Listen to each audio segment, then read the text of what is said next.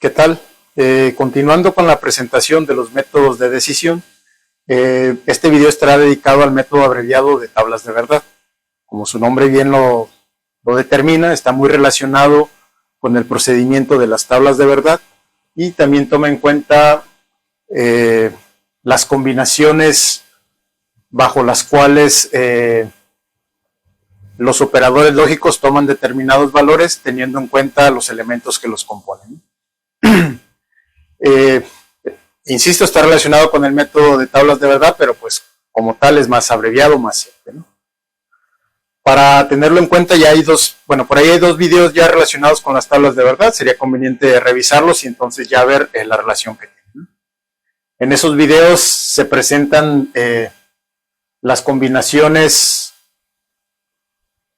que corresponde a los valores que toman los operadores lógicos teniendo en cuenta los componentes que lo conforman, ya sea, por ejemplo, en el caso del condicional que está por este lado, tenemos que un condicional es falso únicamente cuando su antecedente es verdadero y su consecuente es falso. En el resto de los casos es verdadero. También en el caso de la conjunción, una conjunción es verdadera cuando todos sus elementos son verdaderos y falsa en caso contrario.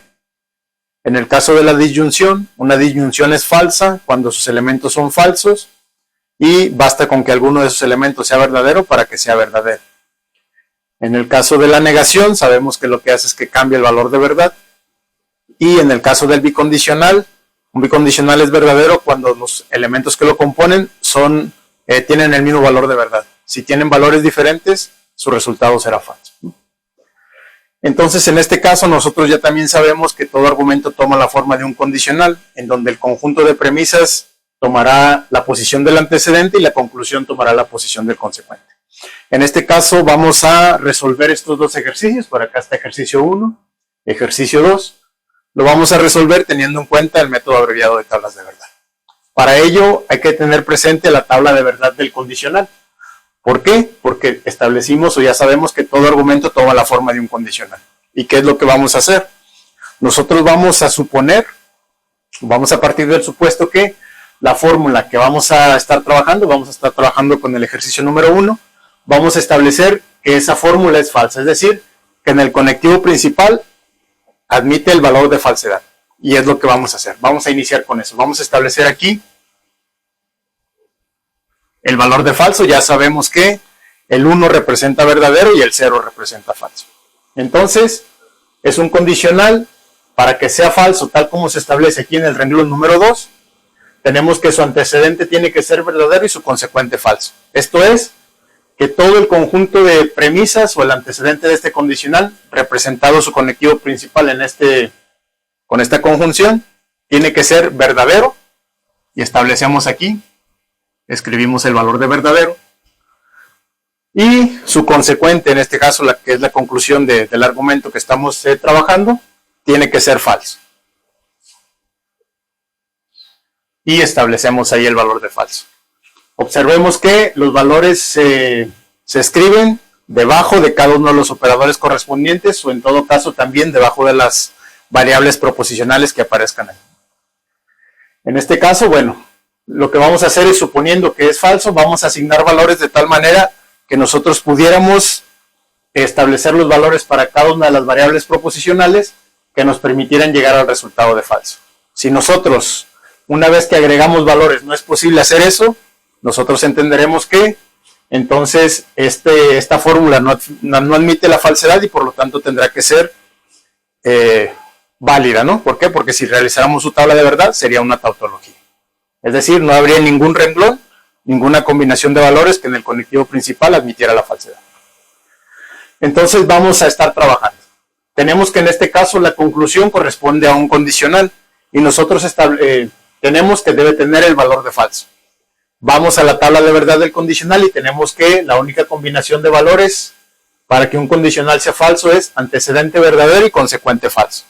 Y entonces es lo que nosotros hacemos. Para que la conclusión sea falsa tal como nosotros supusimos o suponemos, tenemos que agregar el valor de verdadero a R y el valor de falso a P. Y entonces ya tenemos así que verdadero, entonces falso, da como resultado falso.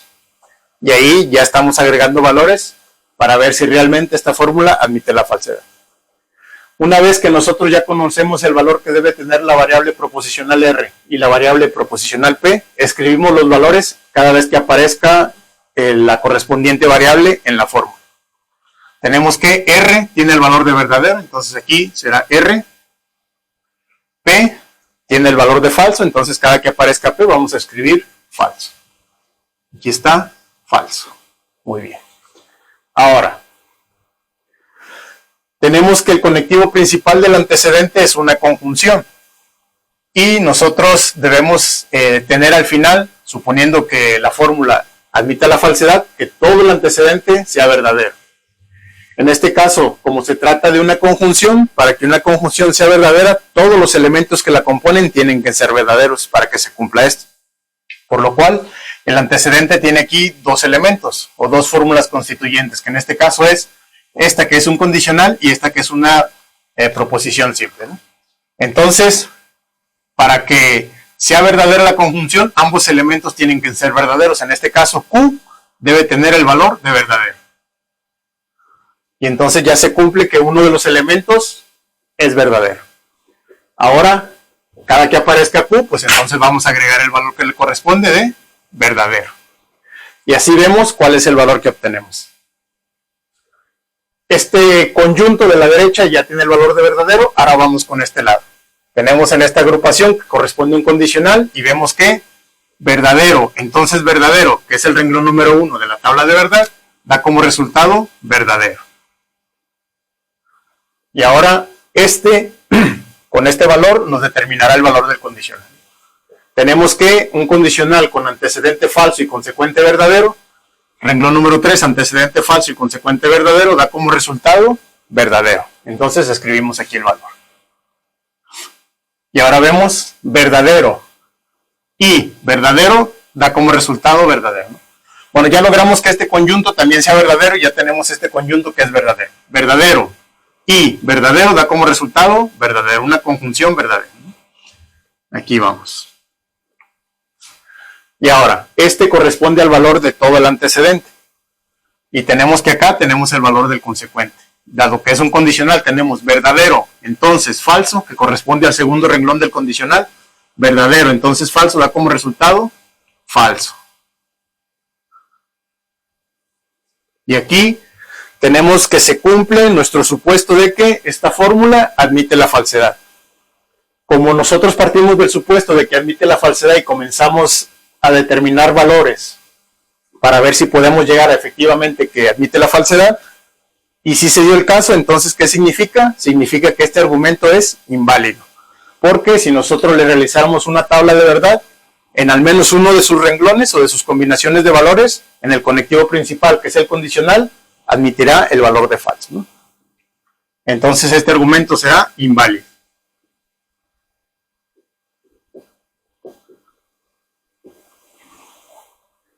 Observemos las bondades que tiene este método. Si nosotros realizáramos una tabla de verdad a esta fórmula, tiene tres variables proposicionales diferentes, por lo cual necesitaríamos, realizando la operación o la fórmula, atendiendo la fórmula y realizando la operación de 2 a la n, que en este caso la n representa el número de variables proposicionales, que serían 3, sería 2 a la 3. En este caso tendríamos 8 renglones, sería una combinación de 8 valores de verdad. Perdón, daría 8 combinaciones de los valores de verdad, teniendo en cuenta las 3 variables proposicionales. Nuestra tabla tendría 8 renglones, ¿no? Las bondades de este método es que no hay necesidad de hacer eso para poder determinar que este argumento es inválido, ¿no? Ahora vamos con el ejercicio número 2. En el caso del ejercicio número 2, es realmente el procedimiento se inicia de la misma manera. Nosotros tenemos aquí la fórmula, que como tal es un argumento compuesto de 3 premisas, y nosotros lo ponemos de manera horizontal, tal como si fuéramos a iniciar una tabla de verdad. Son 3 premisas, que en este caso es el conjunto de premisas, y tenemos lo que es la conclusión, que es una variable proposicional, en este caso negada, ¿no? Una proposición simple. Entonces, ¿qué es lo que hacemos? Nuevamente, partimos del supuesto de que este condicional admite la falsedad, y lo escribimos aquí. Decimos que ese condicional es falso. Para que este condicional es falso, tal como lo establece las combinaciones de la tabla de verdad del condicional, el antecedente tiene que ser verdadero y el consecuente falso. Es decir, el antecedente, el conjunto de premisas tiene que ser verdadero. Cada una de las premisas tienen que ser verdaderas y la conclusión tendría que ser falsa para determinar que es un argumento inválido. Entonces nosotros identificamos que en este caso tenemos aquí el conectivo principal del antecedente y tenemos que tendría que ser verdadero y su consecuente falso, que en este caso P debe tomar el valor de verdadero para que al negarla tener el valor de falso.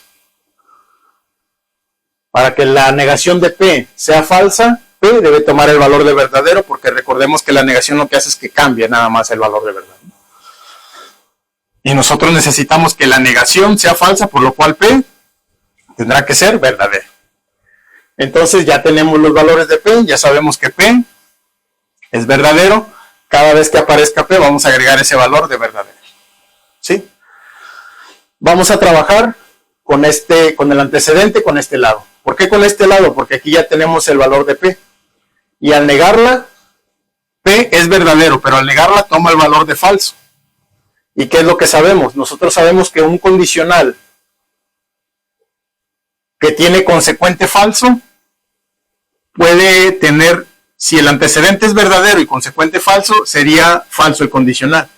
Pero nosotros necesitamos que sea verdadero, y entonces como tenemos un consecuente falso, el antecedente también tendrá que ser verdadero, tal como lo indica el renglón número 4. Porque las únicas dos opciones con un consecuente falso es que si el antecedente es verdadero, el condicional será falso. Pero si el antecedente es falso, el condicional será verdadero. Y nosotros queremos que este sea verdadero, por lo cual necesariamente el antecedente tendrá que tomar el valor de falso. Es decir, R tendrá que ser falso para que nuestro condicional sea verdadero. Falso. Entonces, falso da como resultado verdadero. Y entonces ya tenemos nuevamente el valor de R. Sabemos que R es falso porque le tomamos el valor de este lado. Y sucede lo mismo. Esta fórmula es un condicional, pero nosotros necesitamos que sea verdadera, pero ya sabemos que el consecuente de este condicional es falso. Para que sea verdadera, debe tener un antecedente falso, porque si fuera un antecedente verdadero, el resultado sería falso, porque su consecuente lo es. En este caso, entonces, Q también debe tomar el valor de falso. Para que falso, entonces, falso dé como resultado verdadero. Y aquí ya vamos, esta premisa es verdadera y esta también. Ahora, ya tenemos que Q toma el valor de falso y lo escribimos acá. Q. Y tenemos aquí lo siguiente. Verdadero, entonces falso, que es el segundo renglón de la tabla de verdad del condicional, nos da como resultado un condicional falso. Y aquí ya no se cumple, pues que todas las premisas o todos los elementos constitutivos del antecedente que están unidos con conjunción sean verdaderos. Y entonces tenemos que falso y verdadero, realizamos la operación como nos indican los signos de agrupación, sería aquí como resultado falso y verdadero, da como resultado falso. Y luego falso y verdadero, da como resultado falso. Aquí vemos que ya no coinciden. Y tenemos falso, entonces falso, da como resultado verdadero. Es el renglón número 4 que indica ahí la combinación. Y vemos que no coincide. Es decir, partiendo del supuesto de que este condicional admite la falsedad y agregando valores para ver si podemos llegar a ello, no es posible. ¿Y qué significa esto? Esto significa que este argumento es válido. ¿Por qué válido? Porque partiendo del supuesto de que el condicional es falso, no es posible determinar valores que lo hagan falso. Y esto significa que si nosotros realizáramos la tabla de verdad de esta fórmula, en ninguno de sus renglones, que como tal serían 8 renglones por las 3 variables proposicionales que contiene, en ninguno de ellos aparecerá el valor de falso en su conectiva principal. Esto significa que tendría una tabla que es una tautología. Y por ello es un argumento válido. ¿Sí? Pues entonces este es el procedimiento del método abreviado de tablas de verdad, que también nos permite determinar la validez de los argumentos. ¿Sí? Pues entonces este video lo dejamos hasta aquí. Y continuaremos agregando más videos, resolviendo algunos ejercicios de la Olimpiada de Lógica con algunos ejercicios de los exámenes pasados. Y también agregaremos más métodos, ¿no? Pues entonces nos vemos en el siguiente video.